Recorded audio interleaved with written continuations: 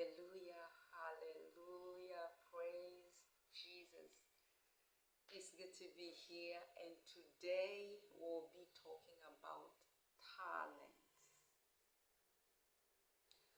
Leo tutazungumza juu ya talanta.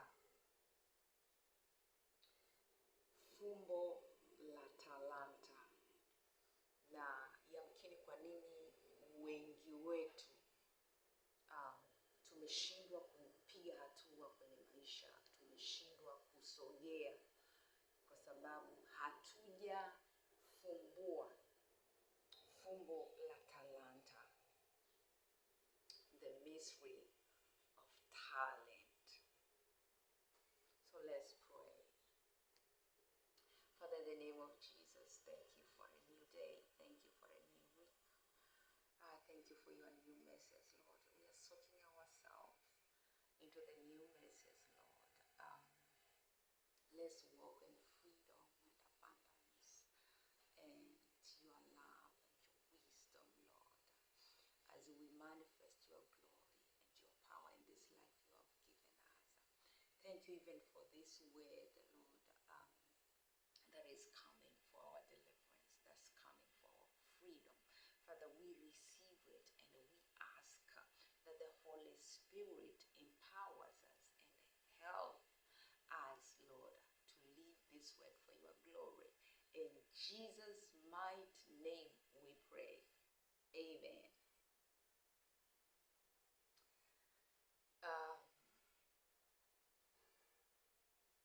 Kama nilivyosema, tutazungumza juu ya talents na namna ambavyo wengi wetu tumekwama kwa sababu hatujafumbua fumbo la talent. Basi tusome maandiko, tusikie neno la Mungu ambalo ni ultimate truth linasemaje. Tutasoma maandiko kutoka Mathayo 25, sura ya 25. Tutasoma kuanzia mstari wa 15. Kwa sababu ya muda, ni passage ndefu, lakini we just need to go through this ili tuweze kupata maana na tuweze kupona from this truth. Maandiko yanasema hivi, Mathayo 25 kwanza mstari wa 15. Nitasoma mpaka hii passage ambapo inaishia. Maandiko yanasema, akampa mmoja talanta, akampa mmoja talanta 5, akaenda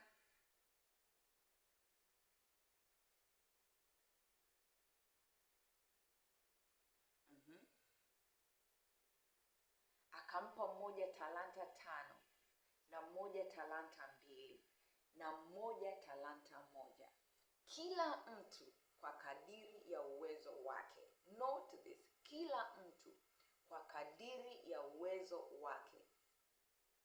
Akasafiri. Huyu bwana, huyu master ambaye anatoa talents, amewapa hao watu hizo talanta, alafu yeye akasafiri. Mara yule aliyopokea talanta 5 akaenda akafanya biashara nazo, akachuma faida talanta nyingine 5. Na vile vile yule mwenye 2, yeye naye akachuma nyingine 2 faida. Lakini yule aliyepokea 1 alikwenda akafukua chini, akaificha fedha ya bwana wake. I want you to note, akaificha fedha. Ilikuwa ni talanta, but this time it is fedha. Talanta, fedha. Hapa hafichi talanta, anaficha fedha. Ile talanta imegeuka kuwa fedha.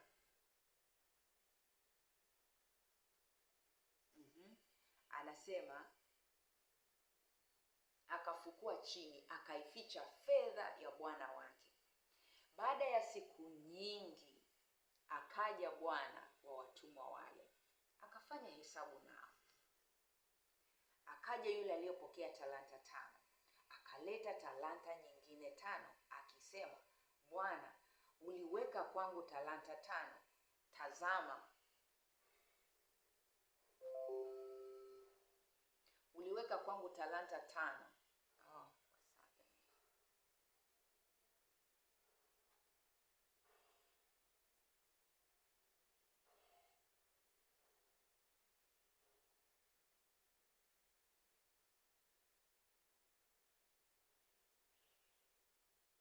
Akaja yule aliyepokea talanta 5, akaleta talanta nyingine 5, akisema, Bwana, uliweka kwangu talanta 5.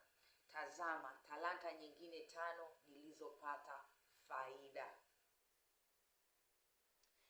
Bwana wake akamwambia, vema mtumwa mwaminifu, vema mtumwa mwema na mwaminifu. Ulikuwa mwaminifu katika machache, nitakuweka juu ya mengi. Ingia katika furaha ya Bwana wako. Note this. Alipewa talanta 5. Kati ya wote kwake zilikuwa nyingi, lakini hapa bwana wake anamwambia kwamba umekuwa mwaminifu kwa vichache. Kumbe kulikuwa na fursa ya kupokea nyingine zaidi. This tells kwamba kwa Mungu kuna utele, yani hakuna mipaka ya zawadi, hakuna mipaka ya gift, ya talents, ya fedha ambazo anaweza kutupa ili tuzifanyie biashara. Ni Mungu wa utele, lakini itategemea tu ni namna gani tunazitumia hizo talanta, hizo fedha ambazo anatupa. Tunaendelea. Akaja yule aliyopokea talanta 2, akasema, Bwana, uliweka kwangu talanta 2. Tazama, talanta nyingine 2 nilizopata faida. Is double. Wa 5 ameleta is double.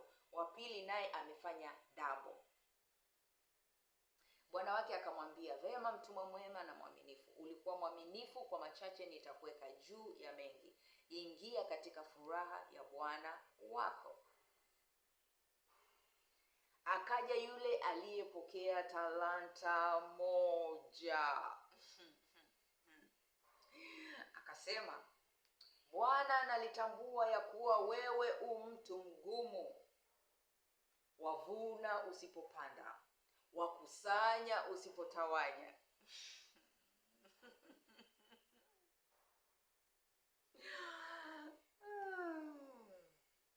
Basi nikaogopa, nikaenda nikaificha talanta yako katika ardhi.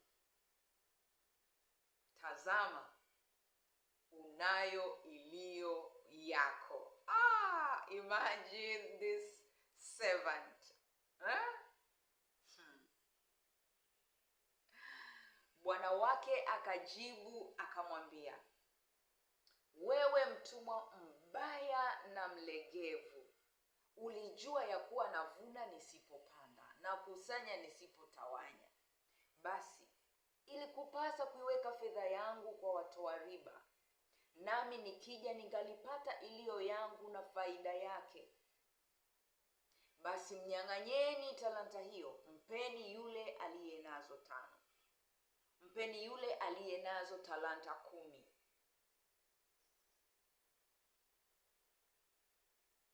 Kwa maana kila mwenye kitu atapewa na kuongezewa tele, lakini asiye na kitu, hata kile alichonacho atanyang'anywa.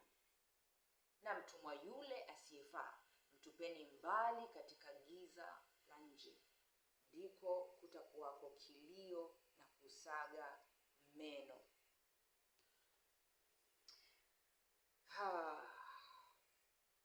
Ni huzuni. Swali la kujiuliza, wewe ni yupi miongoni mwa hawa watatu?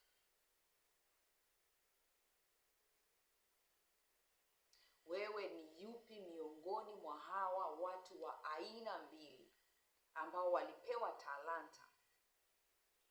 Hawa wawili watumwa wema na waaminifu wakaenda wakafanyia kazi ile talanta, wakafanya biashara na zile talanta, zile fedha, talanta ambazo kimsingi, kimaudhui ni fedha ambazo huyu bwana, huyu master aliwaachia watumwa wake. Huyu baba aliwaachia watoto wake ili ziweze kuwasaidia kwenye maisha haya. Wewe ni yupi? Ni mtumwa mwema na mwaminifu, au ni mtumwa mvivu na muovu? Unajua, tukisoma haya maandiko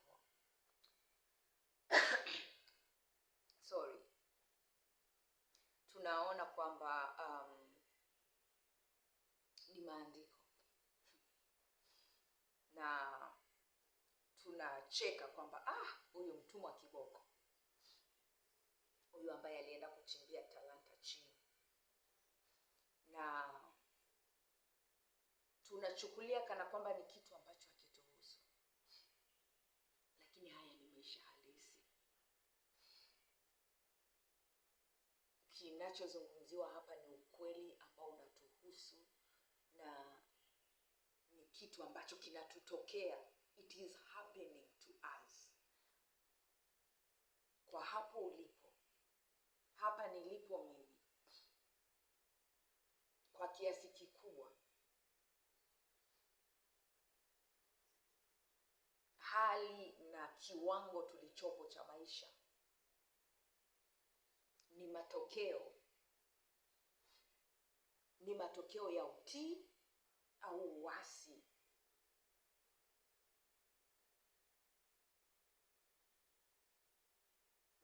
wa kutumia talanta ambazo Mungu ametupa. Bwana Yesu asifiwe. Kwa hiyo Mungu ametoa talanta. Tulivyokuja hapa duniani, Mungu ametoa zawadi kwa kila mtu. Na ninachotaka ujue ni kwamba hii ni mifano ambayo alikuwa anatoa Yesu Kristo mwenyewe kwa wanafunzi wake. Ukisoma huu mfano, unaona namna gani Yesu alivyo mfanyabiashara, alivyo mjasiriamali, a very serious trader, a very serious businessman, anayeishi kwa principle kuliko hisia na huruma.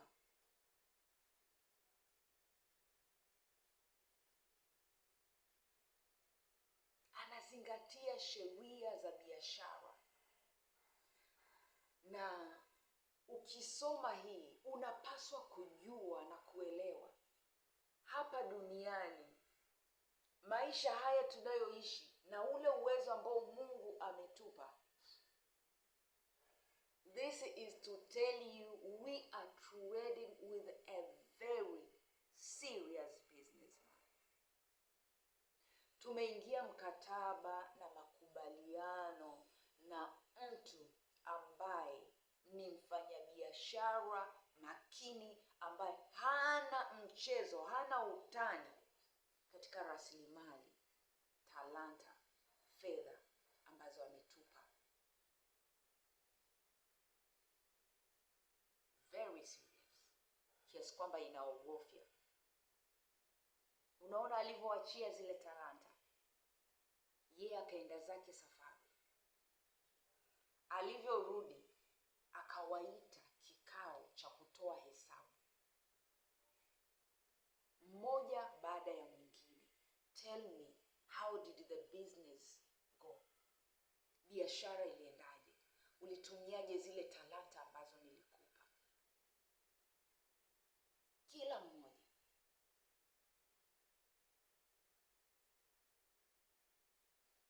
Kwa hiyo Mungu ametupa talanta kama hawa watumwa. Wengine wamepewa kuwa manabii, wengine kuwa mitume, wengine kuwa wachungaji, wengine kuwa viongozi, wengine kuwa wainjilisti, wengine kuwa na karama za kusaidia wengine. Wengine ni karama za hekima, maarifa.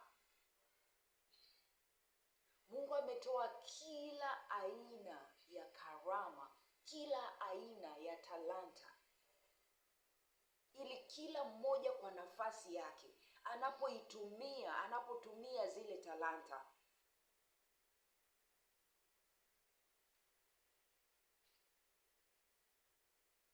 aweze kujenga mwili wa Kristo. Hapo mahali ambapo Mungu amekuweka, kwenye taasisi, hapo mahali ambapo Mungu amekuweka, kwenye shirika, serikalini, kwenye kanisa lake, hapo mahali ambapo Mungu amekuweka,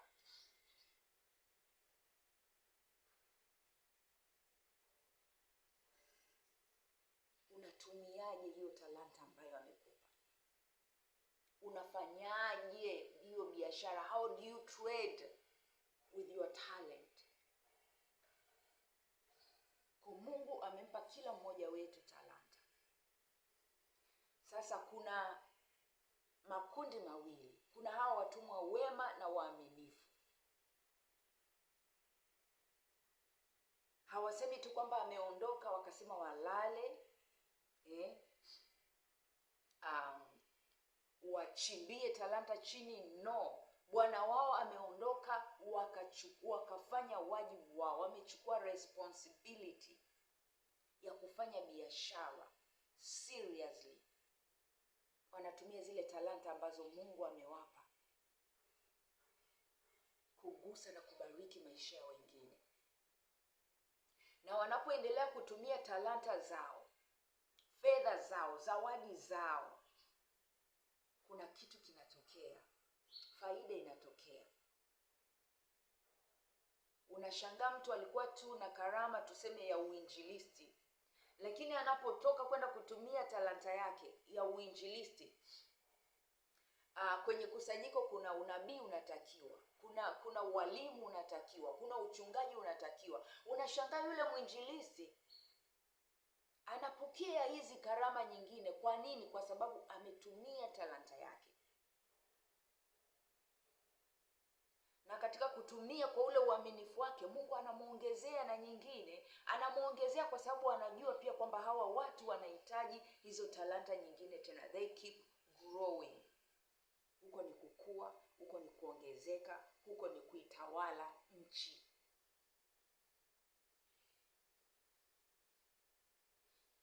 Na tunaona aina nyingine ya huyu mtumwa muovu na mvivu. Yeye alipopokea talanta, anasema aliogopa. Aliogopa nini? Eti aliogopa kutumia talanta. Ukiisoma tafsiri kutoka Amplified, kitu alichoogopa ni kutumia ile talanta. Na sisi usiseme kwamba maskini. Tuko wengi sana tunaogopa kutumia talanta zetu ambazo Mungu ametupa. Mungu amekupa talanta ya uongozi, unaitumiaje hiyo talanta? Umekaa nayo, umeichimbia chini, unaogopa kuitumia. Unaogopa kwamba huyu mtumwa aliogopa angepoteza hiyo talanta. Yaani anasema yeye alijua yule bwana wake ni mkorofi, ni mtu ambaye anakusanya asipotawanya, anavuna asipopanda, anakusanya asipotawanya. Kwa aliogopa kwamba nisije nikapoteza hii talanta, huyu bwana akaja akaniwakia. Lakini unajua hata mimi mwanzoni back then nilivyokuwa nasoma ile andiko, I was somehow agreeing. Yaani nilikuwa nakubaliana na huyu mtumwa muovu na mvivu. Nikawa nasema but this guy has a point. Kwamba huyu bwana anakusanya asipotawanya, anavuna asipopanda. So that was my thinking back then. Lakini Bwana, I mean, na nilikuwa nasemea ndani, nilikuwa sitaki like Mungu ajue kwamba mimi akili yangu ni kama ya huyu mtumwa muovu na mvivu. So ilikuwa ni ndani, but God knows the heart, right? Mungu anajua mioyo. Yeah. Hakuna kitu ambacho tunaweza kuficha mbele zake, na ninashukuru kwamba tunaweza kwenda kwa Mungu na mawazo yetu ya ajabu na arguments zetu za kimwili, na Mungu akatusaidia kuelewa.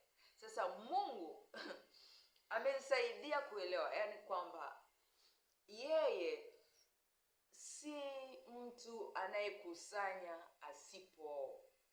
asipotawanya, au anavuna asipopanda.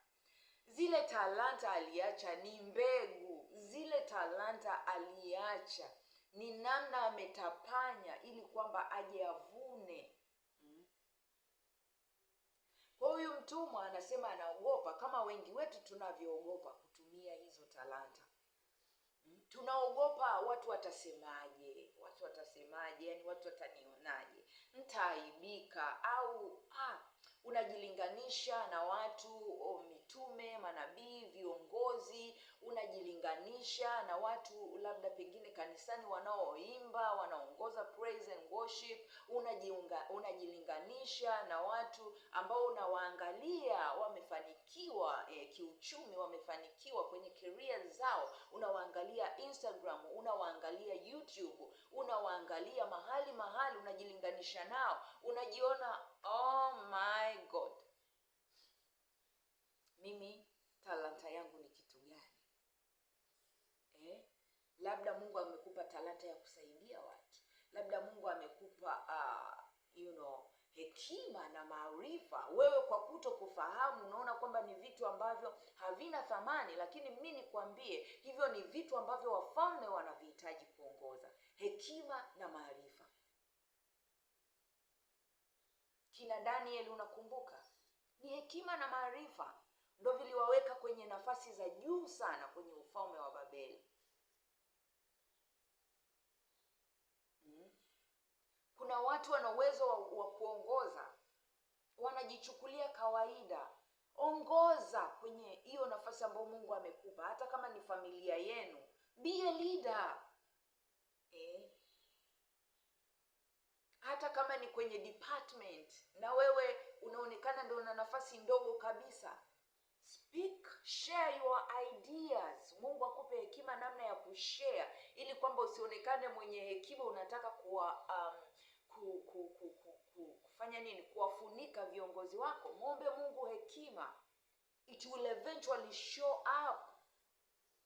Na hiyo ndo namna unakuwa na kuongezewa. Wanasema ikitokea nafasi ya promotion or whatever that is, watasema kuna huyu kijana, kuna huyu binti, kuna huyu mama, huyu baba, kwa kweli hekima yake inatusaidia sana kwenye kutatua matatizo na changamoto zinazo face kampuni au shirika. She deserves this, he deserves this.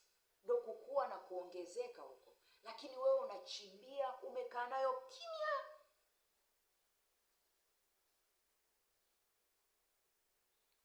Huko ni kuwa mtumwa mzembe na mtumwa mwovu, rebellion.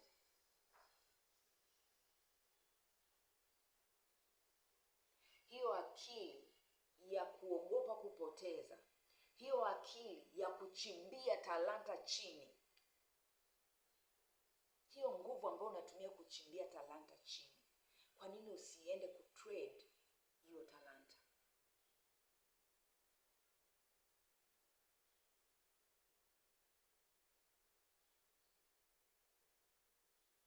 Mungu atuhurumie, tutubu kwa hiyo akili ya kimwili, tutubu kwa hiyo akili ya uasi. Unachimbia talanta chini, ni uasi.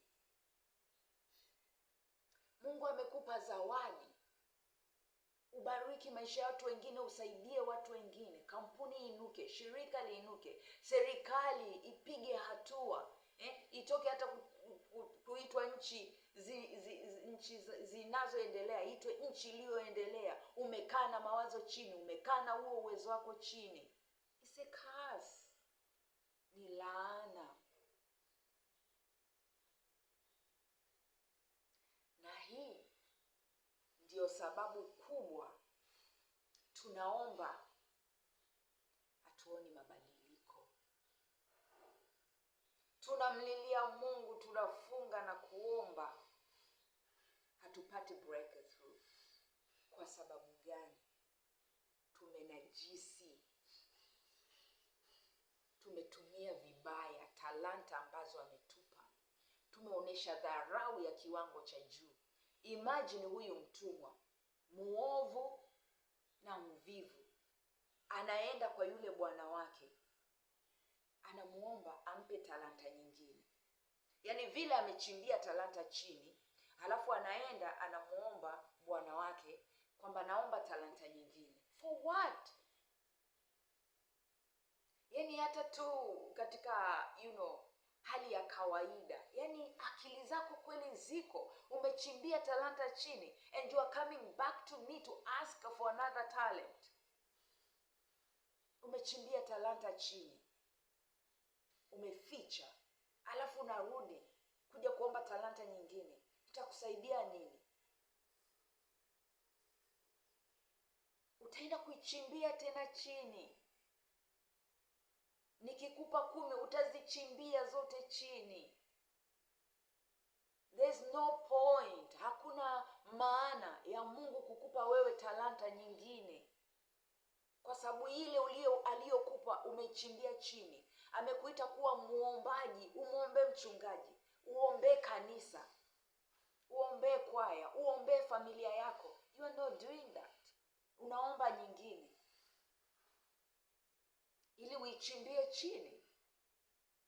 Kwa sababu unajua mafanikio na kuongezeka na kuzidishwa, vyote vimefungamanishwa kwenye kanuni. It's a system. Kuna infrastructure ambayo inabeba mafanikio, ambayo inabeba nini? Maongezeko. Kuna formula, kuna principles.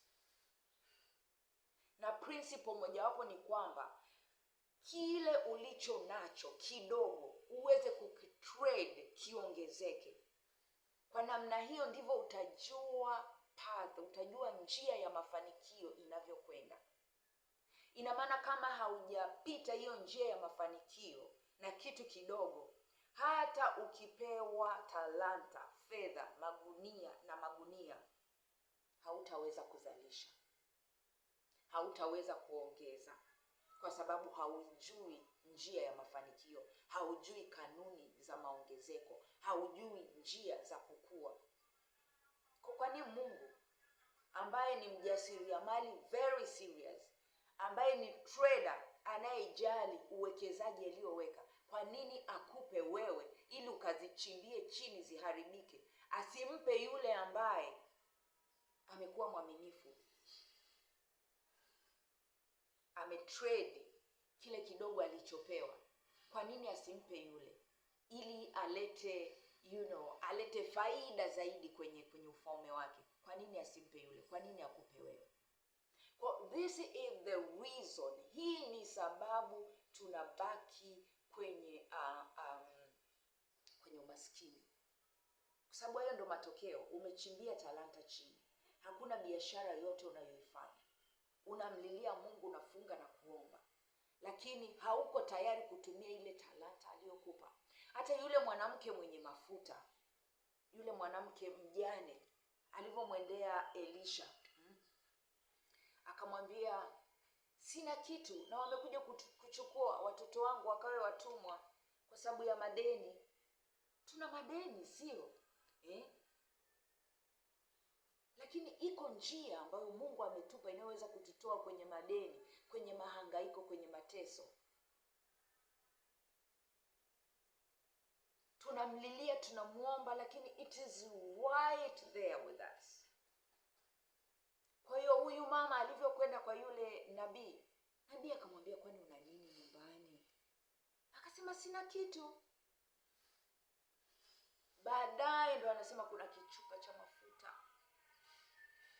Na wewe una kichupa cha mafuta, hicho unakidharau, hicho ambacho umekataa kukitumia kwa muda mrefu. Roho Mtakatifu amekuwa anakusemesha, unaomba, unafanya nini, anakuletea njozi, anakuletea watu, anafungua hata fursa, lakini hutaki kuangalia. Hicho ndicho kitakutoa kwenye madeni, kitakutoa katika hali ngumu. Na matokeo sasa ya kuto kutumia hizi talents zetu, ndio hiyo tunabaki the same level. Yaani miaka nenda miaka rudi, uko kwenye hali ile ile. Tunaimba tu, kwa viwango vingine nataka nikuabudu chini ya mbawa zako. Kwa viwango vingine tunataka kumwabudu Mungu, lakini hatutaki kutumia talents. Tumezichimbia chini. Na tunaona alivyokuja huyu bwana wake, when the master came, zamu ya huyu mtumwa mwovu ilipofika, na akampa hizo sababu alizompa. Ana ujasiri, imagine.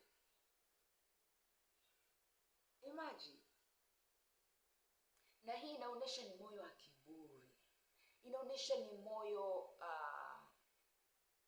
wa majivuno, unaonyesha ni moyo usiojali, usio na heshima, usiokuwa na uaminifu. Anamwambia bosi wake, yeye ni mtumwa, lakini anamwambia bosi wake kwamba naliogopa na nikajua kwamba wewe ni mtu unayekusanya usipotawanya, unayevuna usipopanda. Kwa hiyo hiki hapa kilicho chako. Imagine mtumwa. Lakini wengi wetu ndivyo tulivyo mbele za Mungu. Mungu aturehemu sana. Mungu aturehemu. Hii 2026 iwe ya tofauti. Tushike mwenendo mpya, tugeuke, tuweze kutumia talanta ambazo Mungu ametupa. Kwa hiyo huyu bwana anapatwa na hasira. Hata ingekuwa ni wewe bosi, unapatwa na hasira. Akamwambia, kama unajua hivyo, kwa nini usingeweka basi au niache niweke fedha yangu kwa watu wa riba? Nakwambia Mungu ni mjasiriamali serious. Is a very serious businessman ambaye anazingatia kanuni na taratibu. Inabidi kanisa la Kristo tuinuke. Mungu anazingatia kanuni na taratibu. That's where we are missing it. Si swala tu la kufunga na kuomba na kulia mbele za Mungu. Kuna swala la kufuata kanuni na taratibu zake. Kanuni za mafanikio, za kibiashara, za kutengeneza fedha. Kanuni za maongezeko kwenye huduma. Kuna kanuni. Kwa hiyo Mungu anamwambia mtumwa mwovu wewe, na muasi, lakini pia mvivu, what were you doing? Muda wenzako wanafanya biashara, wewe ulikuwa unafanya nini? Ndio umeichimbia hii talanta chini. Na uwe na uhakika wakati huo akiwa amechimbia talanta chini, huyu mtumwa kuna vitu alikuwa anahangaika navyo. Lazima, ambavyo havijamletea faida yote, kama sisi wengi wetu ambavyo tunahangaika. Mungu amekupa huo uwezo, hautumii, unahangaika. Unahangaika mchana kutwa, lakini hakuna unachopata, kwa sababu umeacha baraka. Unahangaika na njia isiyokuwa ya kimungu, mateso, kibarua. Kwa Mungu akasema mtupeni nje. Na maandiko yanasema ndipo kutakapokuwa na kilio na kusaga meno. Hii inaonekana kama ni hukumu ya mwisho. Lakini mimi nakwambia, kwa wengi ambao tumekataa kutumia talanta na karama ambazo Mungu ametupa, hicho ndicho kinachotutokea. Kuna kilio na kusaga meno humu duniani. Hivi tukiwa tunaishi kwenye maisha yetu ya uhalisi, kuna kilio na kusaga meno kwa sababu tumekataa kutumia talanta, tumechimbia talanta chini. Matokeo yake maisha hakuna amani, maisha hakuna furaha. Inawezekana ndio kuna mahali unafanya kazi na unapata mishahara, fedha nzuri ambayo kimwili inaonekana ni fedha kubwa inakusustain, but you are not happy because you are not using the gifts. You are not trading fedha halisi ambayo Mungu amekupa, zawadi ambayo Mungu amekupa. Kwa Mungu atusaidie ili tuweze kutubu, kugeuka na kuangalia tena kwa upya zile talent ambazo Mungu ametupa, hata kama ni ndogo kiasi gani. Hata kama Mungu anakuelekeza nenda kafagie kanisani, hata kama Mungu amekupa uwezo unavutwa kwenye masuala ya usafi, ni talanta. Unajua kuna watu wana makampuni ya usafi na wanafanikiwa sana, they are making a lot of money. Ni huduma ambayo inatakiwa. Mungu anajua kwamba hawa watoto wangu makanisani, kwenye makampuni, wapi wanahitaji mahali pasafi ili waweze kufocus kufanya kazi. Kwa hiyo amekuinua wewe, amekupa hiyo talanta ya usafi, ya kuwa organized. Use it. Usiseme kwamba ni aibu jamani, eti tukufanya usafi, eti kufanya nini? Usijione kwamba mbona na mimi nionekane kama mitume na manabii wanavyoonekana. Mimi tu ndo niwe naomba huku ndani, hamna mtu anayeniona. Hakuna mtu anayenitambua. Omba. That's your talent. Na kutoka hapo ndo Mungu atakupa riziki yako. Mungu atakufanikisha, Mungu atakuheshimisha. Kwa Mungu atusaidie ili sasa hatimaye tunapoomba viwango vingine vya maisha tuweze kupokea. Tunapoomba hata utajiri na heshima na ukuu, Mungu aweze kutupatia, kwa sababu tunaheshimu vipawa na karama ambavyo ametupa. Tunaheshimu kanuni na taratibu za kibiashara, za kifalme, za kimungu, za kimbingu. Mungu atusaidie. Yes. Mungu atusaidie. Na tusaidie pia na watoto wetu. Na niseme tu hili kwamba sisi kwa sasa hivi tuna program ya kusaidia watoto kutambua vipaji vyao na kuvikuza vipaji ili waweze kuheshimu vile vitu ambavyo Mungu amewapa.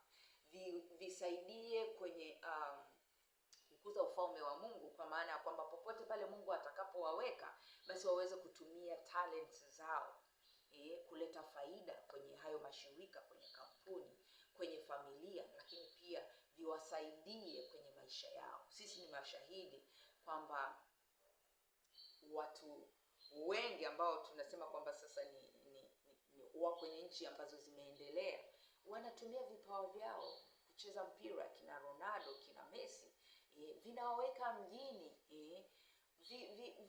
vinawafanya wanakuwa watu matajiri, watu waliofanikiwa. Kwa nini? Wanatumia uwezo wao. Watu wanacheza tennis, watu wanaimba, watu wanaongoza, watu wanafundisha, and yet they are making impact kwenye maisha ya watu wengi sana. Lakini pia wanaishi maisha yao, wanafanikiwa wao kama wao, wanaweza kujitunza wao na kutunza familia zao. Kwa Mungu atusaidie. Talents ndio hizo fedha ambazo Mungu ametupa ziweze kutusaidia. Kwa hiyo kama una mtoto wako, unafahamu mtoto mwenye karama, mwenye uwezo, anahitaji msaada, tafadhali naomba utufikie. Kuna mawasiliano chini, tufikie ili tuweze kupanga program ya kumsaidia huyo mtoto kuweza kuheshimu hizo talents na kuziishi na kukua katika hizo. Bwana Yesu asifiwe. Holy Spirit, we thank you for your word. Asante kwa kutufundisha. Naomba utuimarishe, utusaidie kuishi kuliishi hili neno kwa utukufu wa jina lako. Katika jina la Mungu Baba na la Mwana na la Roho Mtakatifu tumeomba. Amen. Basi Mungu akubariki sana. 2026 iwe ni mwaka wako wa kuzitumia karama, wa kutumia karama na uwezo ambao Mungu amekupa kubadilisha maisha yako na kubadilisha ufalme wa Mungu. Kama hauja subscribe, tafadhali subscribe, lakini pia like ili uhubiri pamoja na mimi huu ujumbe, na share na watu wengine. Amen.